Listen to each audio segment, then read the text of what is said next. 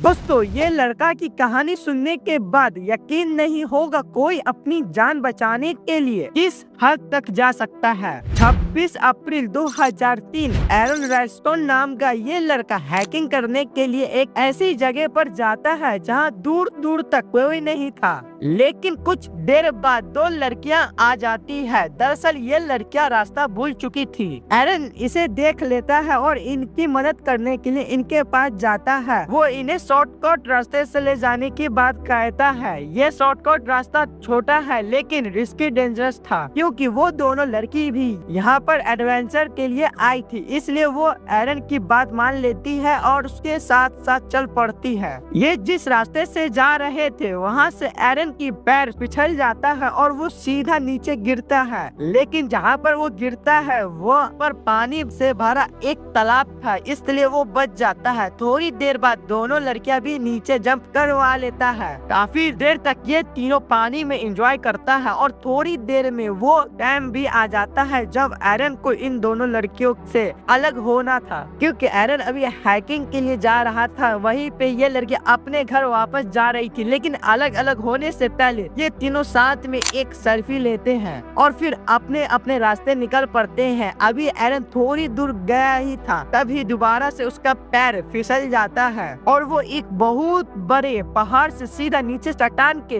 बीच में फंस जाते हैं। थोड़ी देर के बाद जब उसको होश आता है तब वो देखते हैं कि उसका हाथ एक बड़ी पत्थर में फंसा होता है। वो काफी कोशिश करते हैं लेकिन उसकी हाथ पत्थर के नीचे से नहीं निकलता और यहीं से शुरुआत होती है ऐसी दर्दनाक कहानी की जिसको सुनकर आपकी होश उड़ जाएगी। एरन उस पत्थर को हटाने की काफी कोशिश करता है लेकिन वो पत्थर काफी बड़ी थी और साथ में उस चट्टान के बीच में काफी बुरी तरह अटका हुआ था। इस वजह से एरन उसको हिला भी नहीं पाए। थोड़ी देर के बाद वो चिल्लाने लगे ताकि कोई न कोई उसकी आवाज सुन ले और उसे बचाने आ जाए। लेकिन एरन का किस्मत खराब था, उसका अलावा दूर दूर तक कोई नहीं था। लेकिन एरन हार नहीं मानता। वो अपने बैग से सारा टूल्स निकालता है और सोचने लगता है अब क्या ही किया जा सकता है, क्योंकि अब जो कुछ भी करना है उसको खुद करना पड़ेगा। सबसे पहले एरन अपने चाकू से पत्थर को तोड़ने लगता है। वो काफी देर तक लगातार लगा रहता है लेकिन पत्थर जरा सा भी नहीं टूटता है।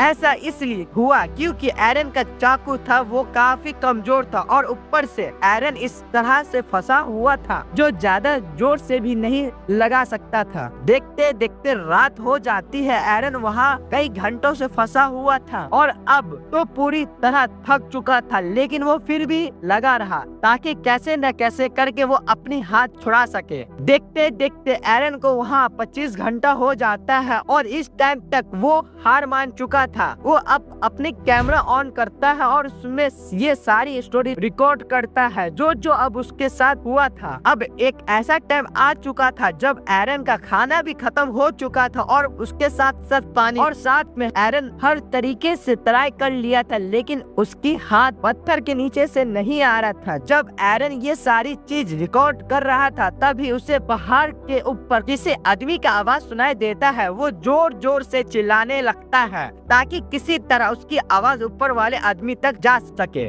लेकिन अफसोस ऐसा हुआ नहीं। जल्द ही रात हो जाता है और एरन को फंसे 2 दिन हो जाता है और एरन भी अपनी उम्मीद खो चुका था, क्योंकि वो यहाँ पे आया था तो किसी को बताकर नहीं आया था। अगले सुबह एरन रस्सी की मदद से एक गोली सिस्टम बनाता है ताकि वो किसी तरह वो पत्थर को हिला सके, लेकिन इसमें भी नाकाम रहा। एरन ये सारी चीज अपने कैमरा में रिकॉर्ड कर रहा था। तभी वहाँ पर जोर से बारिश होने लगती है और सबसे पहले एरन इस पानी को अपने बोतल में भरता है। लेकिन तभी उसका दिमाग में ये आइडिया आता है क्यों न ये पानी की मदद से पत्थर को हटाया जाए। दरअसल जब पानी ऊपर तक भर चुका था तब एरन उस पत्थर को हटाने में कामयाब हो जाता है क्योंकि पानी में कम प्रेशर लगता है। अब एरन आजाद था। तभी थोड़ी देर बाद एरन की आँख खुल जाता है। दरअसल वो सपना देख रहा था और असलियत में अभी भी वो फंसा सोचता रहता है। एरन समझ चुका था कि अब उसके पास एक ऑप्शन बचा है, अपने हाथ को काटना। एरन एक रस्सी के साथ अपने हाथ को ऊपर से बांध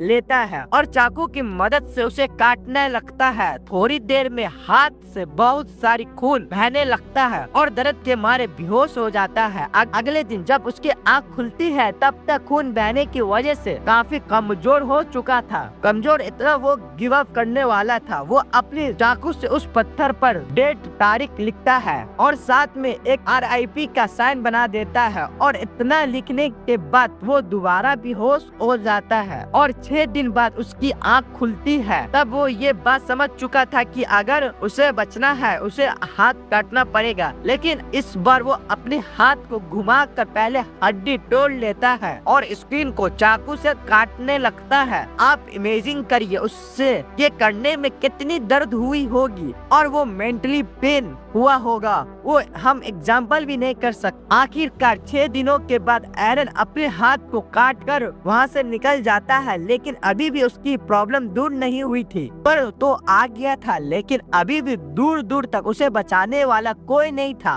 लेकिन उसने हार नहीं माना और वो गिरते पिटते आगे बढ़ता रहा। कुछ घंटों के बाद उसे एक फैमिली नजर आता है। ये फैमिली भी हैकिंग के लिए आई थी। एरन जैसे तैसे इनके पास पहुंचता है और अपनी सारी स्टोरी बताता है और फैमिली एरन को हेलीकॉप्टर पे बैठाकर रेस्क्यू के लिए ले जाता है। जब कुछ दिनों के बाद उसकी आंख खुलती है तब वो देखता है कि हॉस्पिटल में एडमिट है। कुछ टाइम के बाद हॉस्पिटल से छुट्टी मिल जाता है तो वो एक नॉर्मल लाइफ जी रहा था। दोस्तों ये एक रियल स्टोरी है जिस पर एक मूवी भी बन चुका है।